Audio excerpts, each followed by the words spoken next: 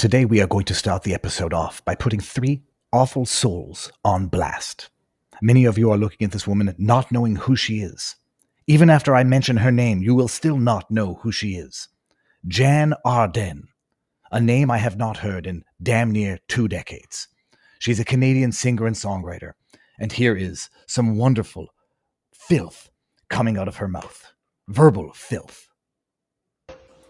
Hey, Alberta. Hey, you bunch of fucking separatist wackos. How you doing? Feeling good about yourselves? You're an embarrassment to this country. Everything you have, everything that you have enjoyed, cherished, and benefited from comes from being part of one of the greatest countries on the planet. You guys have your heads so far up your asses that you obviously can't see what pricks you are. The way you are treating Indigenous people, the way you are treating your fellow citizens, your fellow Canadians, you guys are a bunch of creepy little pricks. Alberta will never separate from Canada. It's never going to happen because people like me are going to stand up, throw their shoulders back, and keep fucking yelling and keep standing up for what I know is right. And what you guys are doing is... I am going to replay this only so that you can understand the mentality here. I'm going to offer an analogy in terms of how you interpret everything that she just said. And I hate to have gender-based stereotypes, but I'm going to go with an abusive relationship. In fact, I'm not even going to go with a gender-based comparison here. Just imagine and apply the words mutatis mutandis to an abusive relationship. And this is one partner calling the other partner a worthless piece of shit who can never survive on their own, who's a total ass, but you're never leaving me. Just listen to this again and apply it to an abusive relationship, and it's perfect. Hey, Alberta. Hey, honey. Hey, you bunch of fucking separatist wackos. Hey, you stupid piece of shit. Hey, you moron who could never survive on his or her own. How you doing? Feeling good about yourselves? You're an embarrassment to this country. You're a disgusting person. You should be ashamed of yourself. No one would settle for you. Everything you have, everything that you have enjoyed, cherished, everything that you have in life, I've given to you, and you can't survive on your own.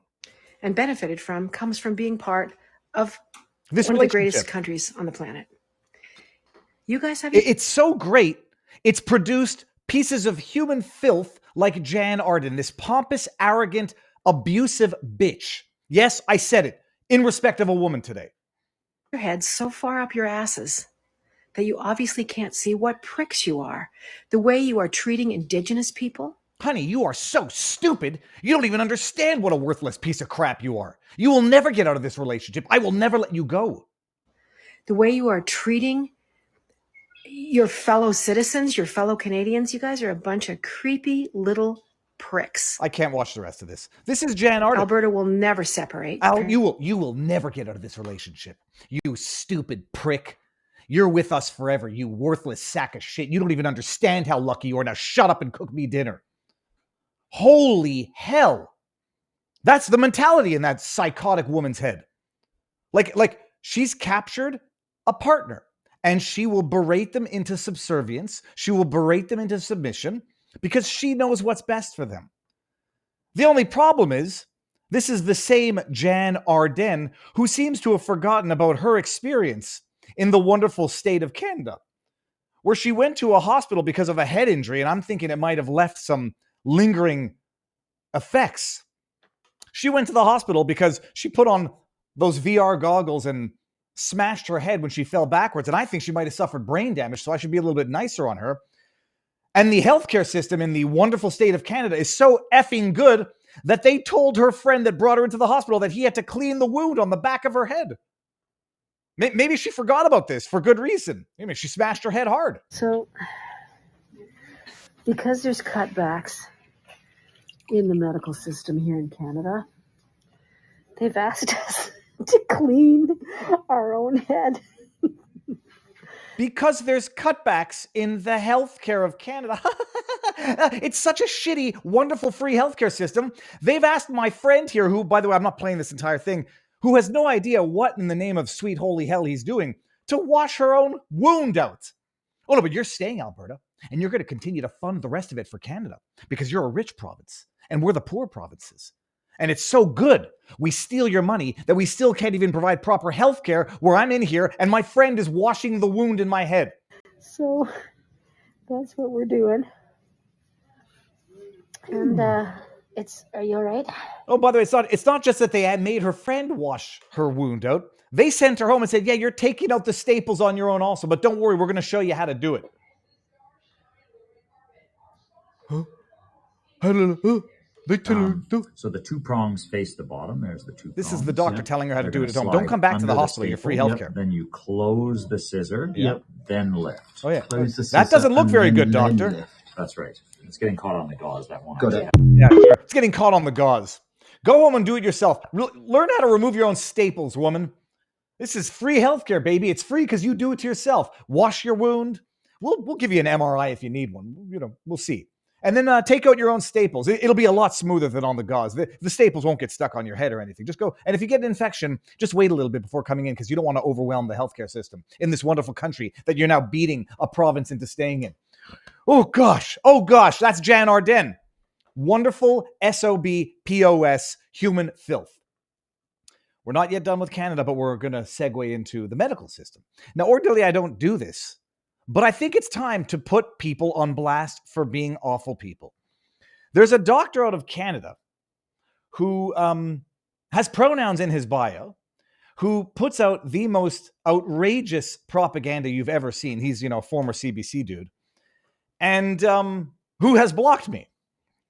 Who promotes insanity on his Twitter feed with people who have also blocked me. It's a literal silo of psychoses. We on this one here? Yeah, we're on this one. Yeah, a doctor with pronouns in his bio who has blocked me, fear-mongering about a wave of polio with another account that has blocked me. Institutionalized mental illness, insanity silo, folie à deux, folie à trois, folie à quatre, folie nationale tabarouette. This is what we are witnessing in real time. This is here. Got Dr. Brian Goldman, night shift MD. ER, he, him, thanks. Immediate disqualification from the practice of medicine. What was he saying, though? He was talking with this other person who has me blocked here. And what he was saying, pre-order my new book here, available in digital audio. Oh, I was just showing the block part. Oh, here we go. Elizabeth, I fear the next round of unnecessarily infected people will be those with polio. I'm sorry you lost a sibling to measles and you had polio. Then this person in response said, good, parents today underestimate the dangers of measles. My parents lost a child to measles. I don't know how many decades ago we're talking about. I contracted polio just before the first rollout of the vaccine in Scotland. Okay, we're talking decades ago. Months spent isolated, only to see my parents. How many decades ago are we talking about? But Elizabeth, I fear the next round of unnecessarily infected. It will be polio. Run and hide. But I block everybody on the internet who dares disagree with me. But you got to see this. But then he blocks and he doesn't engage with, because why would he? He goes and creates his insanity silo and whips up fear and further insanity. But he's a hero in his own freaking mind. He actually put this tweet out. I've got a mole who sends me his wonderful tweets. Dr. Brian Goldman. In response to himself, summer camp operators are rightfully not permitting kids not vaccinated with MMR to attend their camps. This is sensible since one case of measles can infect up to 20 others. This cause is lower rates of MMR, whatever. By the way, if the vaccine works and someone gets it, shouldn't the vaccine work? And by the way, doctor, can you tell me the demographics of who is infected with measles in Canada? It might not be a politically correct demographic if I hypothesize a little bit. Then he says, I'm taking a lot of heat for telling it like it is. I'm fine with that. How do you take the, oh yeah, that's right. He blocked me there. Oh yes, I'm taking a lot of heat for telling it like it is. I just block everybody who dares put that spotlight on my insanity propaganda. And the last one of the day, another doctor coming back to America who I have ragged on the Twitterverse. And, every now and again, I rag a little too hard on someone. I call someone a piece of human filth. And I think maybe that's wrong. They're a human being, Viva. They probably have dogs and they're probably very nice to their dogs. And I call them a piece of human filth and I feel a little guilty. Maybe I've been too hard on the person. Maybe I misunderstood the tweet, because tweets can be misunderstood. Nope. Not today, people. I want to make sure I get the right doctor here. This is Dr. Neil Stone. And it's a level of propaganda and disinformation that you have to fully appreciate. So Dr. Neil Stone puts out a tweet. I won't play the video just yet. Okay, stop. He puts out a tweet that reads, quote, "Only very sick kids should die from measles," end quote. As if this is like an order, or this is just a statement as a matter of fact, or an acceptance of reality. We'll get to it. But it's a direct quote, right?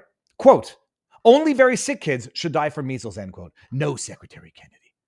No child should die from measles because there's a vaccine to prevent it. Do you know what percentage of people watch the videos of a tweet included in the tweet?